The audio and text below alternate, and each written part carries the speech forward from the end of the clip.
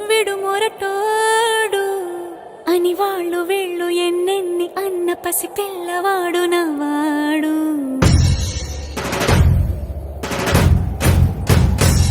విడు ముండోడు అని ఊరు వాడ అనుకున్న గాని మహారాజు నాకు నవ్వాడు.